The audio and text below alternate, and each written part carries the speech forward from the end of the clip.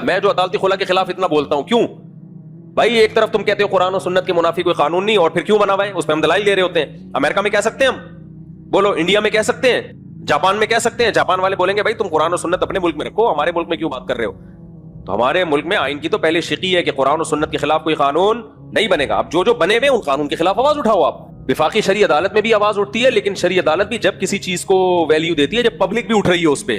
وہ بھی دیکھتے ہیں کہ پبلک میں تو سب سوئے بیٹھے ہوئے ہیں، 2-4 آدمیوں کی طرف سے اپلیکیشن آگے چھوڑ دے، لیکن مجھے لگ رہا ہے جب تم سب رنڈوے ہو جاؤ گے نا تب عدالتی خلا کے خلاف آواز اٹھاؤ گے۔ تم رنڈوا سمجھتے ہو؟ جس کی بیوی بھاگ گئی ہو یا مر گئی ہو۔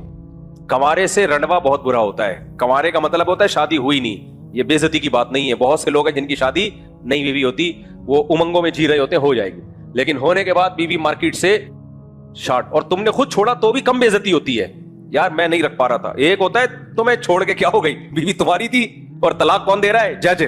فرض کرو جج کا نام جمشید ہے، بیوی غفار کی ہے اور اس کو جمشید طلاق دے رہا ہو، غفار کے لیے تو ڈوب مرنے کا مقام ہے یا نہیں ہے؟ غفار جمشید سے بولے گا ابے تو کون ہے جو میری بیوی کو، اور یہی ہو رہا ہے۔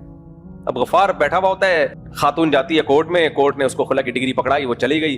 ابھی کل جو وکیل سے میں نے پوڈ کاسٹ کی وہ کہہ رہا ہے بھائی ایک آدمی کی بیگم 2-3 مہینے کے لیے لڑکے گئی، کوئی جھگڑا ہو جاتا ہے میاں بیوی میں، اس نے کہا چلو 2 مہینے ہو گئے اب میں منانے جاتا ہوں، کیونکہ بعض دفعہ یہ بھی ہوتا ہے کہ تھوڑا دور رہتے ہیں تو محبت بڑھ جاتی ہے۔ کہہ رہا میں منانے گیا تو پتا چلا دل کے ارماں آنسوؤں کے بہ گئے، ان کے بچے ہم کو ماموں کہہ گئے، وہ تو کہیں اور شادی کر چکی ہے۔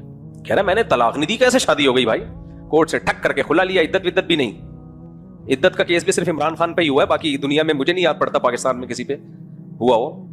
تو بس ہو گئی۔